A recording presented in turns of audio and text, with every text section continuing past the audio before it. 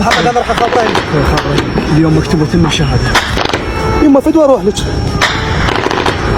يما اريد اوصيك بوصية.